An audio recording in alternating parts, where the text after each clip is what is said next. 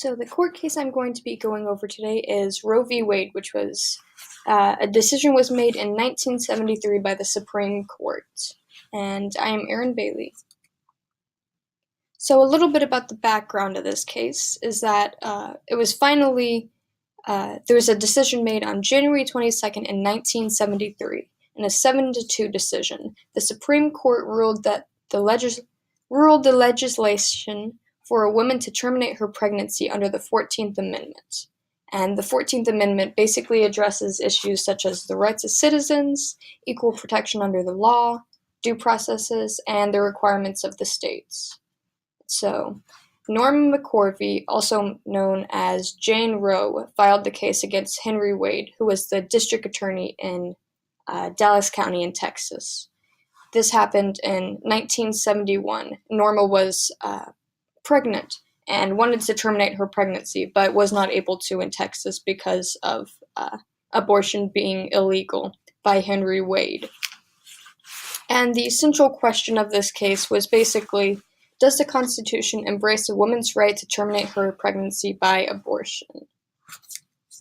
So the makeup of the Supreme Court was, it was basically a 50-50 split between the Democratic and Republican judges. On the Democratic side, there was William O. Douglas, William J. Brennan Jr., Byron White, Thurgood Marshall, and Lewis F. Powell Jr. And on the Republican side, there was Warren E. Burger, Potter Stewart, Harry Blackmun, and William Rehnquist. And the majority opinion of this was by Harry A. Blackmun, by the way, who was Republican. And all of them voted for, except for Byron White and William Rehnquist. And so the two sides of the argument, there's always two sides of the argument. For this one, it was Norma McCorvey's side and Henry Wade's side. So Norma wanted to be able to have an abortion that was legal during the entirety of not only her pregnancy, but other women's pregnancies. And she stated that the 14th Amendment gave women the right to privacy to obtain an abortion. And Henry Wade's side of the argument was that he had enforced a law making abortion illegal, except in the case of saving the woman's life. And finally, in 1973, on January 22nd, the Supreme Court legalizes abortion under the 14th Amendment. And the 7-2 decision, the judges side with Norma McCorvey. What a relief. The decision gave women the total autonomy over the pregnancy during the first trimester. So, over the first trimester, women could decide to terminate their pregnancy if they wanted to. And it defined different levels of state interest for the second and third trimesters. And as a result of this, the laws of 46 states were affected by the court's ruling.